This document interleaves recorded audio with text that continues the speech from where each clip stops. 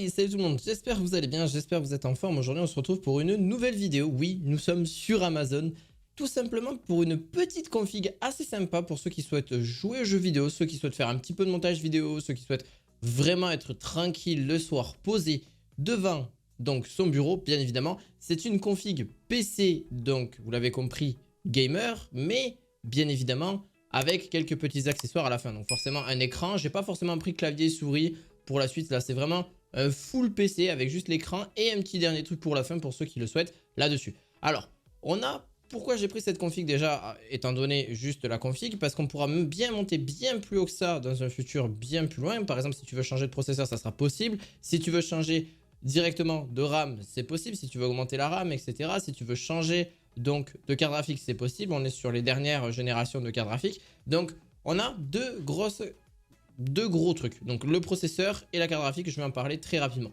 Là j'ai pris une Intel Core i5 13600K, c'est un processeur qui fait largement l'affaire, multitâche, il suffit largement, surtout qu'il a quand même 14 cœurs, donc ça suffit largement avec 5,1 GHz, donc en gros c'est sur le chipset Intel série 700, pour faire plus simple. Et donc c'est vraiment le multitâche, c'est très simple, très basique, et même pour le jeu il est superbe. Alors forcément il faut agrémenter tout ça, le boîtier.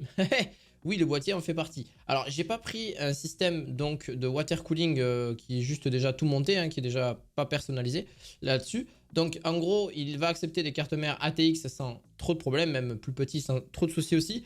Alors il est juste trop beau. Le NZXT H7 pour moi est extrêmement beau, surtout qu'il va pouvoir sans problème dégager un maximum, donc vous l'avez compris, donc le flux au niveau de tout ce qui est refroidissement.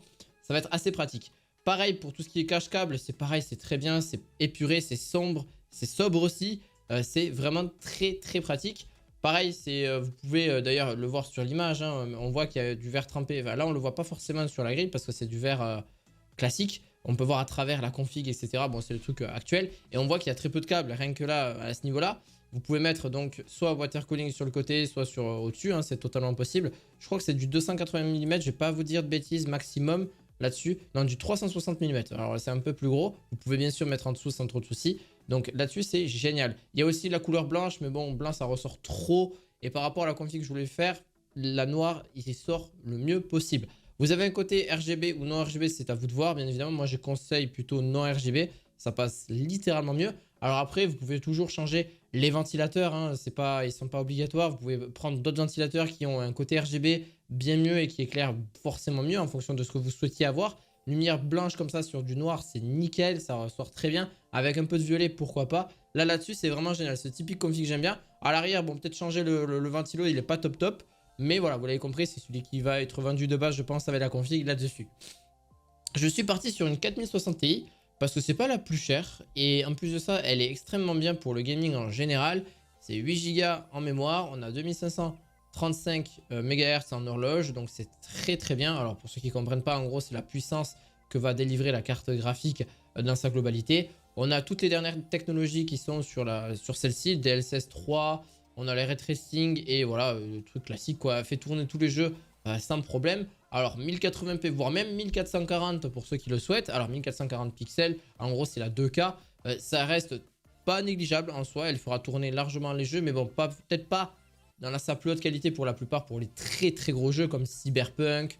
Voilà, il y en a plein, Tomb Raider, etc.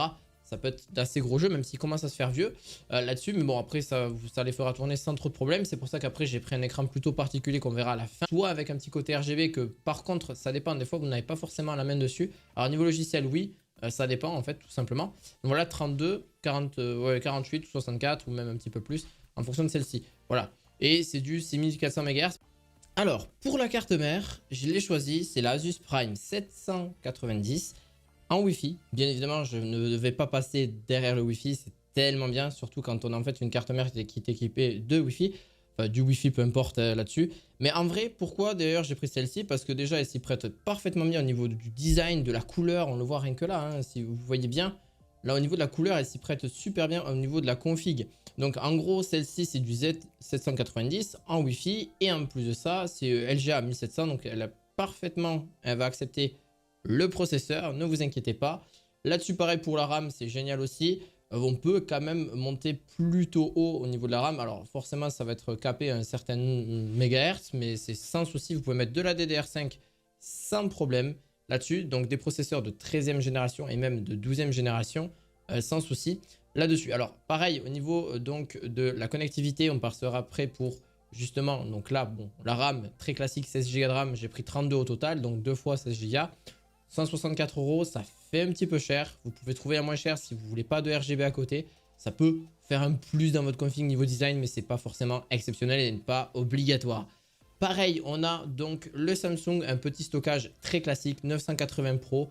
C'est fiable, très fiable, 1 Tera, parfait. Ça suffit largement. Aujourd'hui, je vois beaucoup de PC monter à seulement 512 Go, juste peut-être pour faire quelques économies. Non, pour moi, c'est pas terrible du tout. Et en plus de ça, c'est pour moi quelque chose d'ultra important parce que pour ceux qui sont gamers, et bien forcément les jeux consomment énormément. Et quand on voit par exemple un Warzone qui va monter à 200 Go, etc., bon, au bout d'un moment, voilà, le disque dur il va être vite plein avec 512 Go, je vous le dis. En plus du système d'exploitation qui prend environ 60 Go, alors peut-être que j'exagère, mais je ne sais plus combien trop de gigas il prend, le Windows 11, mais ça commence à être déjà pas mal. Donc, vous voyez, ça peut s'accumuler et 1 Tera, c'est quand même la norme. Pour moi, c'est classique et je le dis à chaque fois. Donc, n'hésitez pas, pour ceux qui souhaitent monter un PC, un petit 980 Pro, c'est nickel. On a la petite alimentation modulaire, très classique aussi, mais là-dessus, au moins, vous pouvez installer n'importe quel type de câble, enfin, n'importe quel type de câble, les câbles nécessaires, bien évidemment. 850 watts, c'est un petit classique. Ça permet de pouvoir upgrade après plus tard si on veut vers une config un petit peu plus grande. Quand je dis plus grande, c'est changer juste le processeur, mettre un i7 au lieu d'un i5, mettre une carte graphique un peu plus récente, parce que là, vous allez voir la carte graphique, je vais vous conseiller, peut-être mettre un petit peu plus haut plus tard là-dessus. Mais d'ailleurs, si je l'ai présenté tout à l'heure, c'est la 4060. Voilà, 4060 Ti, très classique là-dessus. Alors, pareil, un 20 tirades génial. Là-dessus, vous inquiétez pas, il est compatible pour les processeurs, donc AMD et Intel. C'est ça qui est bien avec eux, c'est qu'ils ont beaucoup réparé un petit peu par rapport à la version précédente qui était un petit peu plus grosse, mais qui avait quand même quelques petites contraintes, etc. Parce qu'il était quand même assez gros, hein. Même là, il reste très très gros, mais néanmoins quand même qui dissipe extrêmement bien la chaleur. Par contre, un petit conseil, quand vous êtes en train d'installer, et ça c'est très vrai cette image, installez d'abord la RAM et le processeur d'abord. N'appliquez pas tout de suite la pâte thermique, appliquez-la après. Moi, c'est ce que je fais. Alors, soit il y en a qui le font avant, après, peu importe. Soit vous appliquez la pâte thermique et vous installez directement donc le ventirad, aucun problème jusque-là. Ou soit vous faites l'inverse. Vous avez juste tout mis de base sur la carte mère. Ensuite, vous fixez la carte mère et vous fixez après le ventirad. Il y en a, ils trouvent ça plus ou moins confort. Ça dépend de chacun. Il y en a, ils les mettent avant parce que c'est plus pratique pour après. Comme ça, on peut bien positionner la carte mère comme on le veut directement par le biais du ventirad. On peut porter un peu plus la carte mère pour la déplacer, etc. C'est bien plus pratique. Je prends des ventirad aujourd'hui parce que les water cooling, bon, j'aime ça aussi, hein. Il y en a un, ça fait 3 ans que je l'ai. Il marche toujours. Il marche extrêmement bien. Donc là-dessus, il n'y a rien d'exceptionnel. Par contre, le côté surtout qui peut vraiment fonctionner, surtout du côté des PC, surtout là, ce côté-là, même niveau design, il va refroidir super bien. Et en plus de ça, il refroidit très très bien. On peut le voir même directement. Là, j'ai pas de benchmark, c'est un peu dommage. Mais même au niveau de, ne serait-ce que des processeurs qui sont même très très gros, ça fait largement le taf et ça ne chauffe pas du tout. Donc les ventirades sont aussi bien qu'aujourd'hui des water cooling, pas custom bien évidemment, voilà, qui sont déjà installés. Mais ceux qui sont custom, c'est encore mieux parce que d'un côté, vous avez un refroidissement qui est quand même bien plus efficace. Et puis aussi, le design est beaucoup plus sympa là-dessus. Alors, on a un petit écran très sympa aussi. Je vous ai parlé tout à l'heure du 1440 pixels. Vous avez un Samsung, un écran, c'est le Odyssey G5, très classique hein, de la marque Odyssey. Pareil, il n'est pas si cher que ça quand même parce qu'il fait 32 pouces, donc il est extrêmement grand. 165 Hz pour les jeux FPS, c'est parfait, c'est pas ni trop peu ni trop pas assez. Même si je sais qu'il y en a, vous tournez en 1080p en 360, mais ça c'est pour des joueurs professionnels, bien évidemment. Compatible G-Sync et FreeSync, donc pour les cartes graphiques AMD ou Intel, ou Nvidia, là-dessus c'est pas négligeable. Là-dessus, bon, c'est parfait, hein. Là-dessus on va pas s'en... Ouais, voilà, c'est nickel. Alors, il y a peut-être que c'est plus du 27 pouces que du 32.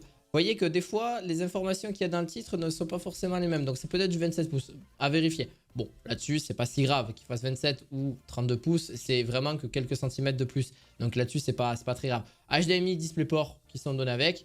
Pareil, pour le dernier petit truc, ça peut largement vous servir si vous avez tendance à avoir des coupures ou alors si vous voulez avoir un parasurtenseur pour éviter, en gros, que votre PC... entre guillemets, même si elle est équipée, généralement, même l'alimentation peut suffire. Mais... celui-ci peut être sympa. En gros, c'est un onduleur. En gros, c'est une puissance de 800 VA, ce qui reste correct, avec 4 prises. Donc, en gros, celui-ci va faire office de batterie pour quelques minutes pour le temps d'éteindre votre ordinateur, etc. Si vraiment vous avez une coupure générale et que vous ne pouvez pas rallumer pendant des heures, au moins, ça vous évite de tout perdre d'un coup si vous êtes en train de travailler sur, voilà, sur plein de trucs en même temps, que vous n'avez pas sauvegardé. Bon, ça peut être gênant et ça peut être très vite embêtant. Donc là-dessus, je peux comprendre. Donc là-dessus, vraiment, vraiment parfait. 4 prises, donc vous pouvez brancher l'écran et le PC. Parfait. Voilà, et puis même brancher 2-3 trucs à côté. Faites attention parce que ça a une capacité quand même maximale, forcément de voltage. Donc faites attention là-dessus, de watts, de puissance, vous l'avez compris. J'espère en tout cas que cette vidéo vous aura plu. Bien évidemment, tous les liens seront en description de cette vidéo. À vous de vous faire votre propre avis. En tout cas, n'hésitez pas à me le dire en commentaire. On se retrouve très bientôt pour une nouvelle vidéo high-tech. À la fois prochaine. Ciao, ciao.